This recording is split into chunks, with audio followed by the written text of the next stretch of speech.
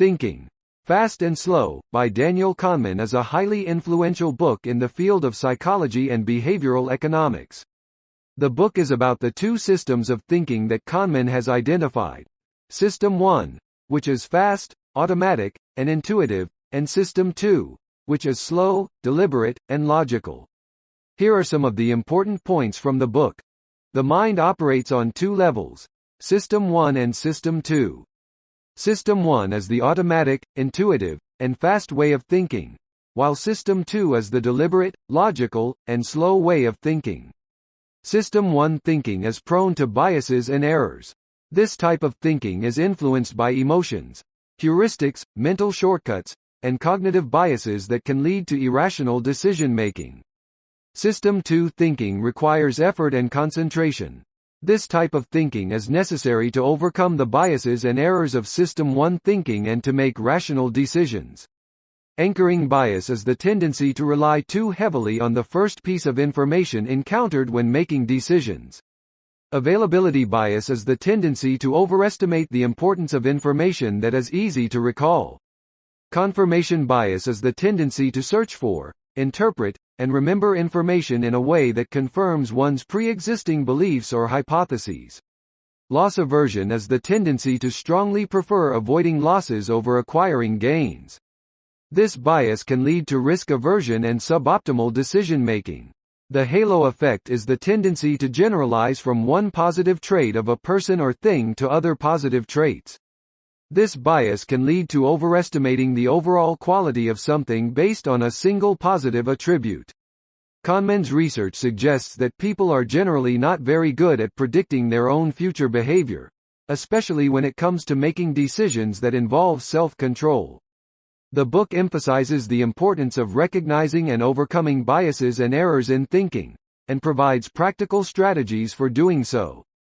These strategies include slowing down, seeking out diverse perspectives, and actively challenging one's own assumptions.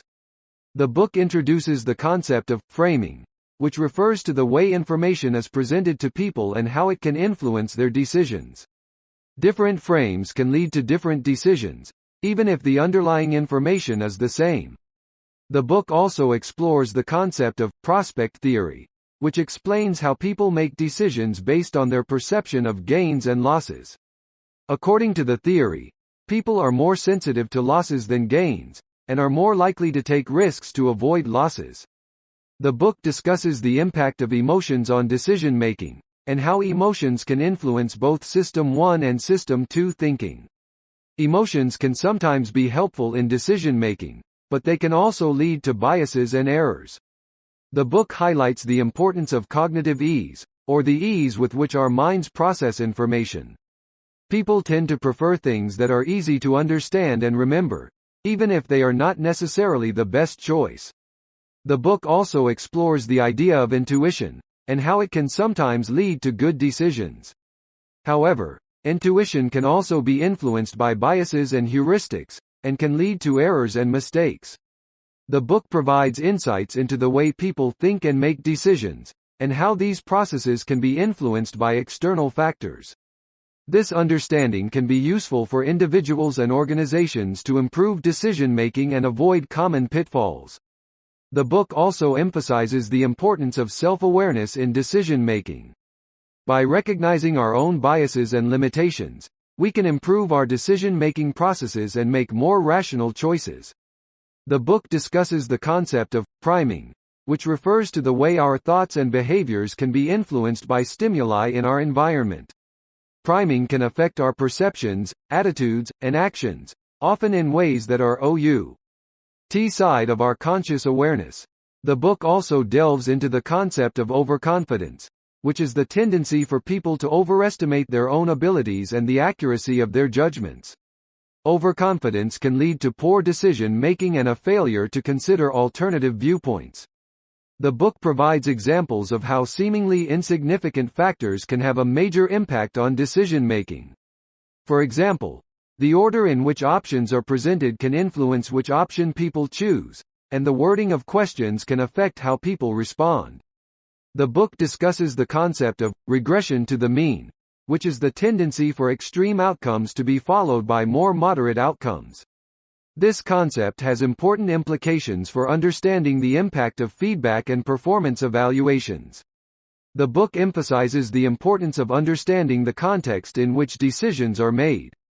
The same decision can have very different outcomes depending on the circumstances, and the book provides examples of how different contexts can influence decision-making. The book explores the relationship between happiness and money, and suggests that while money can contribute to happiness up to a point, beyond that point it may actually decrease happiness. The book provides insights into the role of intuition and expertise in decision-making. While experts can often make good decisions quickly and without conscious thought, they can also be prone to biases and errors, and may not always be aware of the reasons behind their decisions. The book encourages readers to be skeptical of their own thinking and to actively seek out alternative perspectives and information. By challenging our assumptions and considering different viewpoints, we can improve our decision-making and avoid common biases and errors.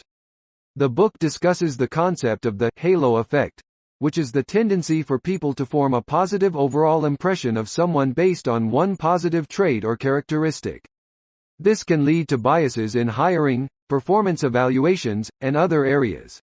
The book explores the role of storytelling in decision-making, and how narratives can be more persuasive than statistics or data alone.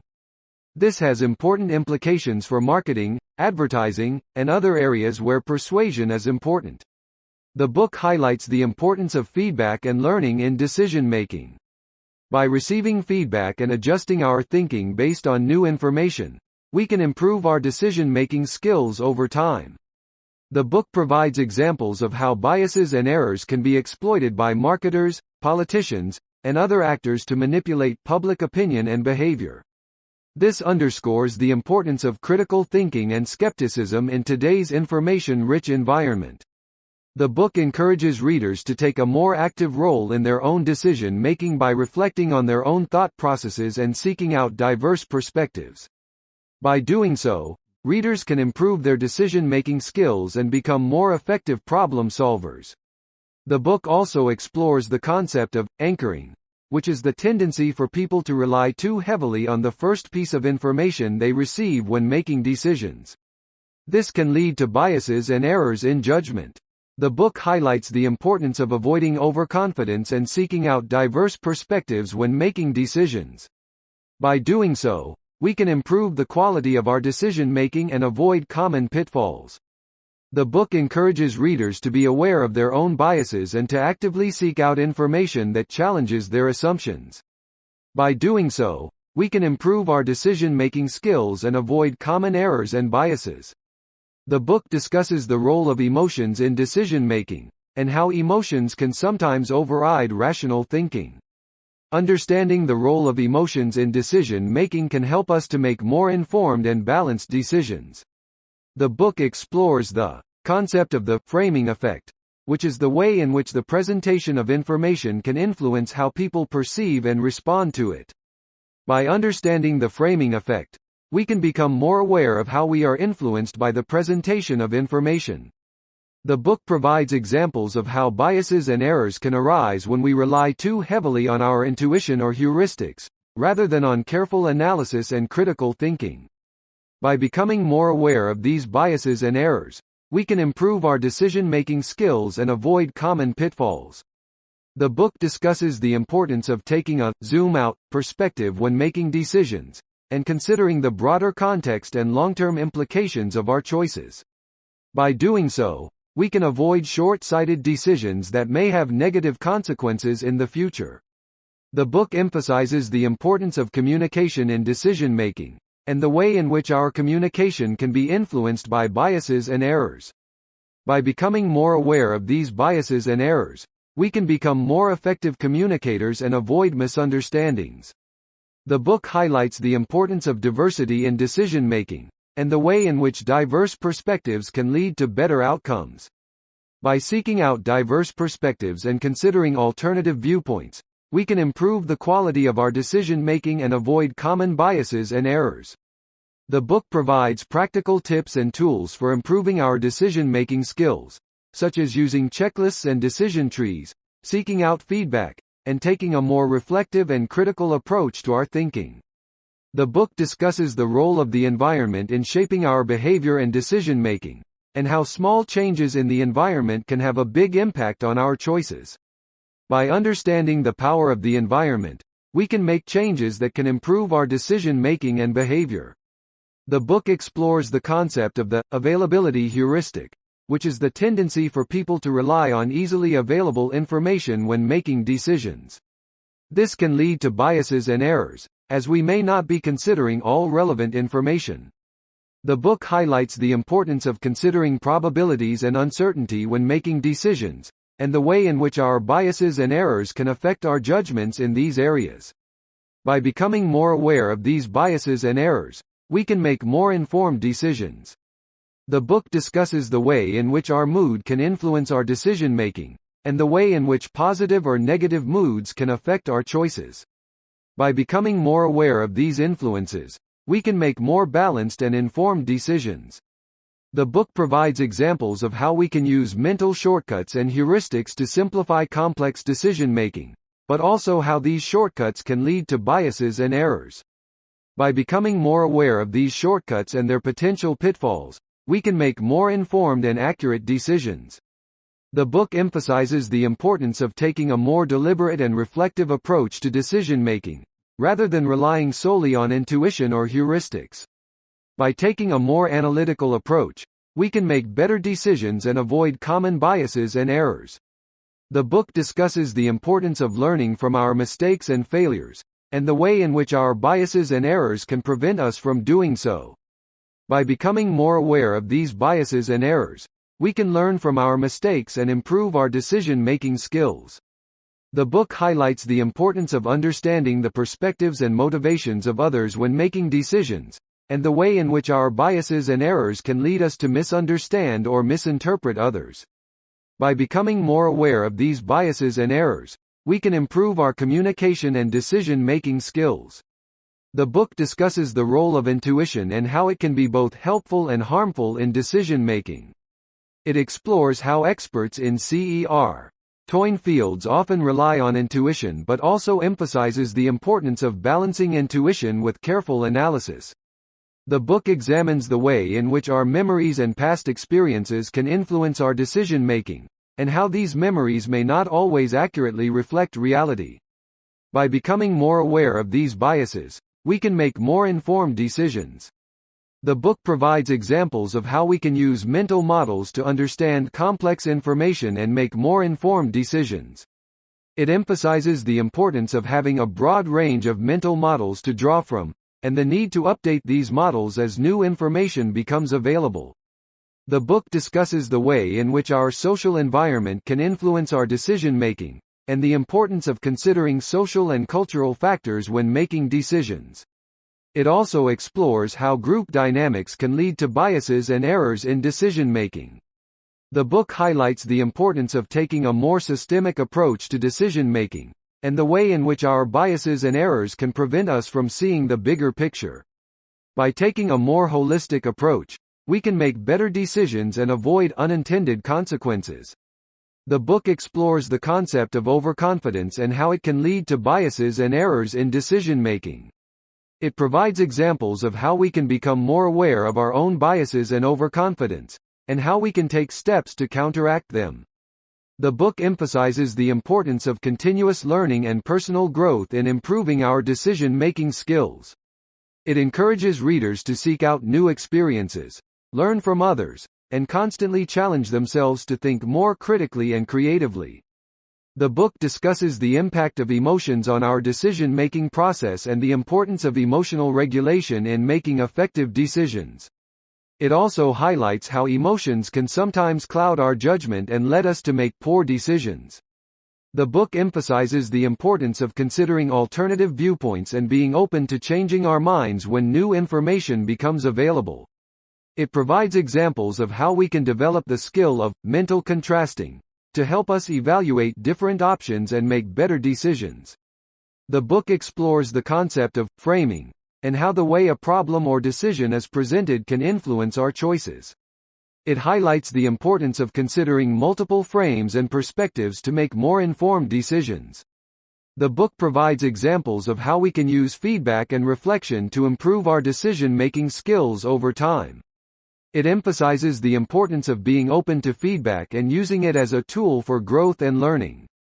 The book discusses the concept of nudging and how small changes in the environment or context can influence our behavior and decision-making. It highlights the importance of using nudges responsibly and ethically to promote positive behavior. The book explores the role of unconscious biases and stereotypes in our decision-making process and how they can lead to discrimination and inequality. It emphasizes the importance of becoming more aware of our biases and taking steps to counteract them. The book highlights the importance of self-awareness in decision-making and the role that mindfulness practices can play in cultivating this awareness. It provides examples of how we can use mindfulness to become more present and attentive to our thoughts, feelings, and surroundings. The book explores the concept of the halo effect and how our initial impressions of someone or something can influence our judgments and decisions.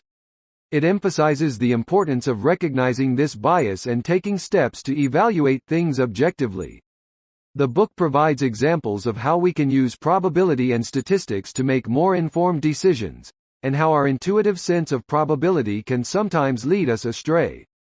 It highlights the importance of understanding the limitations of our own knowledge and seeking out expert advice when needed. The book discusses the concept of loss aversion and how our fear of losing something can sometimes prevent us from making rational decisions. It provides examples of how we can use framing and other techniques to overcome this bias and make better decisions. The book explores the role of mental effort and cognitive load in decision-making, and how our limited attention and processing capacity can sometimes lead us to make errors. It emphasizes the importance of simplifying information and reducing cognitive load to help us make better decisions. The book highlights the importance of self-control and willpower in decision-making, and how we can develop these skills through practice and training. It provides examples of how we can use self-control techniques to resist temptations and make better choices. The book discusses the concept of anchoring, and how our initial reference point can influence our judgments and decisions. It provides examples of how we can overcome this bias by being aware of our initial reference point and considering alternative options. The book explores the role of intuition and expertise in decision-making, and how we can develop these skills through deliberate practice and experience. It emphasizes the importance of continuous learning and feedback in developing expertise and intuition. The book discusses the concept of sunk cost fallacy, and how our tendency to continue investing in something because we have already invested in it can lead to poor decision-making. It provides examples of how we can overcome this bias by focusing on future costs and benefits rather than past investments. The book explores the role of social influence and group dynamics in decision-making, and how our desire to conform to the group can sometimes lead to poor decisions. It provides examples of how we can overcome this bias by encouraging dissent and diverse perspectives. The book discusses the importance of intuition and emotional intelligence in decision-making, and how we can develop these skills through practice and self-reflection. It emphasizes the importance of understanding and managing our emotions to make better decisions. The book provides examples of how we can use decision-making frameworks and models to make more informed decisions. It highlights the importance of considering multiple options and evaluating them based on their pros and cons. The book explores the role of heuristics and mental shortcuts in decision-making, and how they can sometimes lead us astray. It provides examples of how we can overcome these biases by using systematic and analytical approaches to decision-making. The book discusses the importance of ethics and morality in decision-making, and how our values and beliefs can influence our choices. It provides examples of how we can use ethical frameworks to make more responsible and ethical decisions. The book discusses the concept of overconfidence, and how our tendency to be overly confident in our abilities and judgments can lead to poor decisions. It provides examples of how we can overcome this bias by seeking out feedback and considering alternative perspectives. The book explores the role of motivation and incentives in decision-making, and how they can sometimes lead us to prioritize short-term gains over long-term benefits. It provides examples of how we can overcome this bias by considering the long-term consequences of our decisions. The book highlights the importance of critical thinking and skepticism in decision-making, and how we can develop these skills through practice and education. It provides examples of how we can use critical thinking to evaluate arguments and evidence, and to make more informed decisions. The book discusses the concept of framing, and how the way information is presented can influence our judgments and decisions. It provides examples of how we can overcome this bias by being aware of different framing effects and considering alternative perspectives. The book explores the role of emotions in decision-making, and how our emotional state can influence our choices. It provides examples of how we can use emotion regulation techniques to make more rational and effective decisions. The book discusses the concept of confirmation bias, and how our tendency to seek out information that confirms our pre-existing beliefs can lead to poor decisions. It provides examples of how we can overcome this bias by actively seeking out contradictory information and considering alternative viewpoints. The book explores the role of expertise and intuition in decision-making, and how we can develop these skills through deliberate practice and experience. It provides examples of how experts in different fields use their intuition to make effective decisions. The book highlights the importance of considering the base rate, or prevalence of a phenomenon when making judgments and decisions. It provides examples of how our failure to consider the base rate can lead to errors and biases. The book discusses the concept of nudges, and how small changes in the environment can influence our decisions. It provides examples of how we can use nudges to promote desirable behaviors and choices. The book explores the role of memory and recall in decision-making, and how memory biases can lead to errors and distortions. It provides examples of how we can overcome these biases by using external aids and memory strategies. The book discusses the concept of framing effects, and how the way a decision is presented can influence our choices. It provides examples of how we can overcome this bias by considering alternative frames and perspectives. The book explores the role of emotions and effective forecasting in decision-making, and how our predictions about our future emotional states can lead to errors and biases. It provides examples of how we can overcome these biases by being aware of them and using techniques such as mental contrasting. The book highlights the importance of feedback and learning from our mistakes in decision-making. It provides examples of how we can use feedback to improve our decision-making process and avoid repeating past mistakes. The book discusses the concept of choice architecture, and how the way options are presented and organized can influence our decisions. It provides examples of how we can use choice architecture to promote desirable behaviors and choices. The book explores the role of uncertainty and ambiguity in decision-making, and how our tendency to avoid uncertainty can lead to poor decisions. It provides examples of how we can overcome this bias by being aware of the limits of our knowledge and using probabilistic thinking. The book discusses the concept of anchoring, and how our initial impression or information can influence our judgments and decisions. It provides examples of how we can overcome this bias by being aware of anchoring effects and considering alternative reference points. The book explores the role of context and situational factors in decision-making, and how our choices can be influenced by factors outside of our awareness. It provides examples of how we can overcome this bias by being mindful of situational factors and considering how they may be influencing our decisions. The book highlights the importance of collaboration and diverse perspectives in decision-making, and how group decision-making can be more effective than individual decision-making in some situations. It provides examples of how we can use collaborative decision-making to promote better outcomes. The book discusses the concept of System 1 inch and System 2 inches thinking, and how these different modes of thinking can influence our decisions. It provides examples of how we can use these different modes of thinking to make more effective decisions. The book explores the role of time and timing in decision-making, and how our choices can be influenced by the time frame and deadlines involved. It provides examples of how we can overcome these biases by being mindful of time constraints and using strategies such as pre-commitment. The book discusses the concept of loss aversion and how our tendency to avoid losses can influence our decisions. It provides examples of how we can overcome this bias by reframing losses as gains and considering the long-term consequences of our choices. The book explores the role of heuristics and mental shortcuts in decision-making, and how these can lead to errors and biases. It provides examples of how we can use these heuristics to our advantage and overcome their limitations. The book highlights the importance of self-awareness and reflection in decision-making, and how our biases and assumptions can limit our ability to make effective choices. It provides examples of how we can develop self-awareness and reflective practices to improve our decision-making process. The book discusses the concept of availability bias, and how our tendency to rely on easily available information can lead to errors and biases.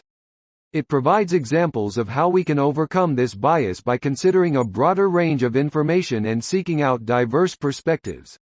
The book explores the role of values and beliefs in decision-making, and how these can influence our choices and priorities. It provides examples of how we can reflect on our values and beliefs to make more informed and responsible decisions.